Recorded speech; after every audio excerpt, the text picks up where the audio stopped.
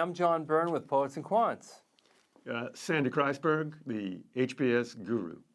And we're here again today with another episode of Handicapping Your MBA Odds. Today's candidate is a male from Western Europe. He has been working for the past 3 years for a Big Four accounting firm, but in the strategy consulting practice.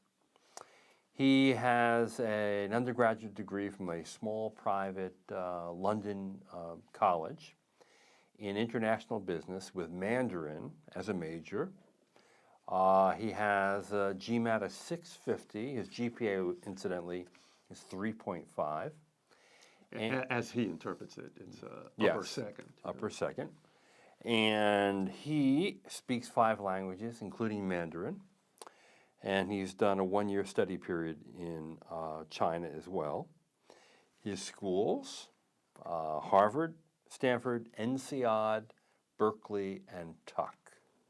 What do you think about this candidate? Silver, but not gold. Which means he's not getting into Stanford or Harvard, my guess. He's not getting into Stanford. Harvard would be a real reach. Let me expand on that. Working for a Big Four, Big Four in Europe, if you're in their consulting arm, is an acceptable selective gig.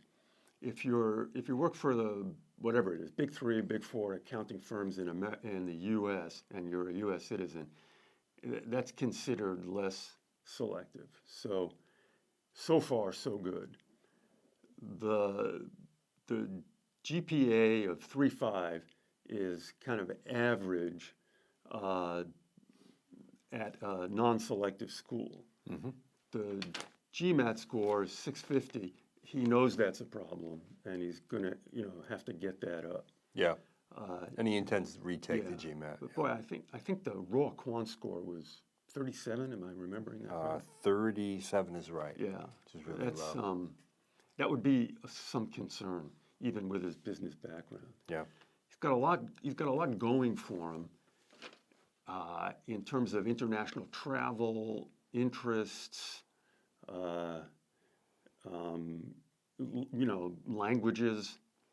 I mean, he's traveled, and lived in 42 different countries. 42? Yes. He's interned for the consulate in Shanghai. He actually was a volunteer during the 2008 Beijing Olympic Games. Let me say something for you folks out there. I'm impressed with all that. Okay, I'm impressed with the 5 languages. I'm impressed. 42 countries. Yes, 42 different countries. Boy, I haven't been in 42 different townships in Massachusetts. Okay. That's because you're working too hard. You stay in your little study there in front of your computer working with all these guys out there, huh? That's and true. Gals. Let me report this in a neutral way. Those experiences, in a Wall Street way, those experiences are undervalued by business schools.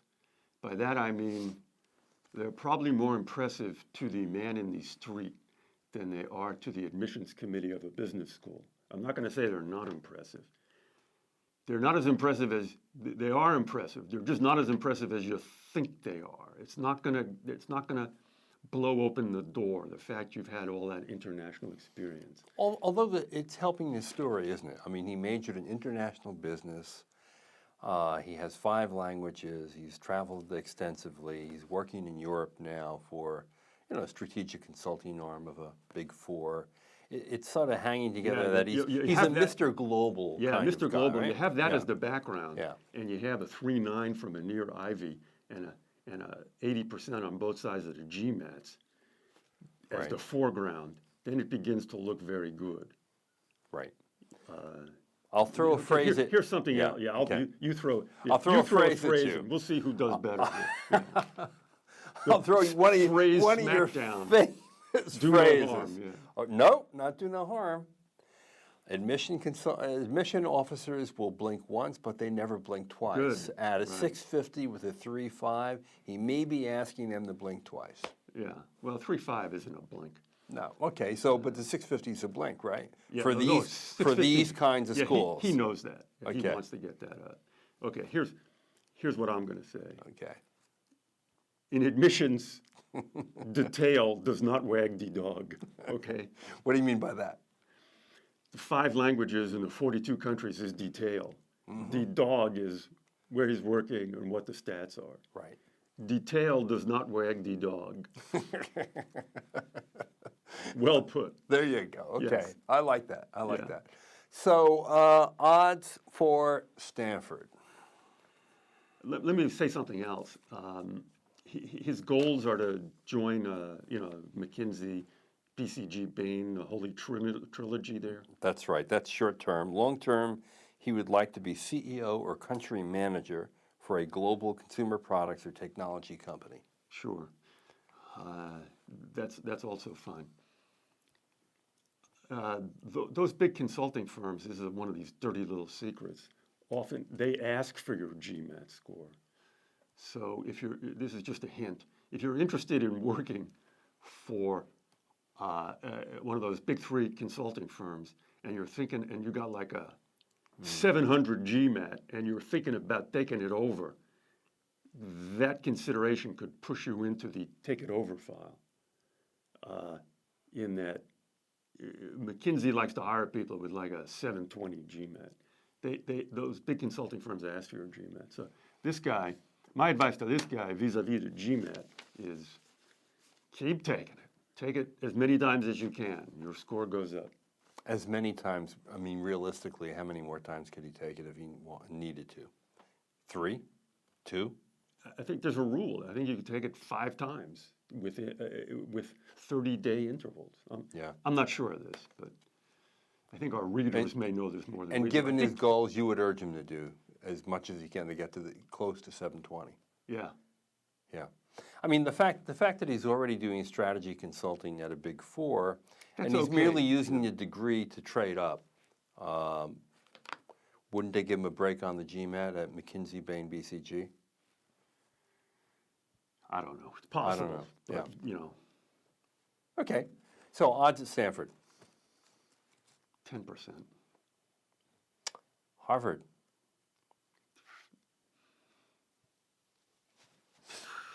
15 to 20%.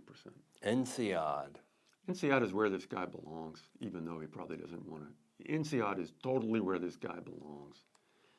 How old is he? He is, Does he let's indicate? see, 20, he'll be 28 at matriculation. Okay. INSEAD runs a little older. It's more open to profiles like this. They're not as concerned with U.S. magazine rankings. He's their kind of international guy. Right.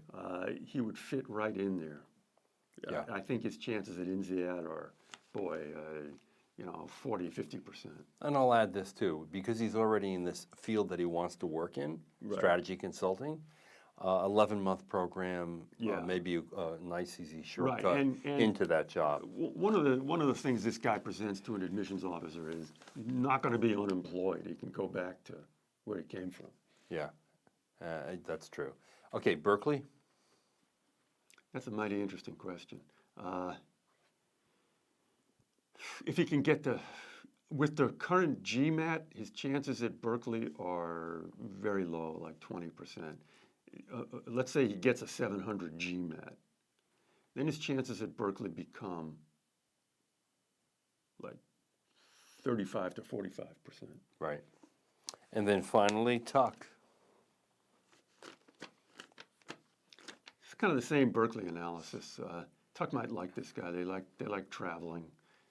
If you're in New Hampshire, they respect people who get out of town.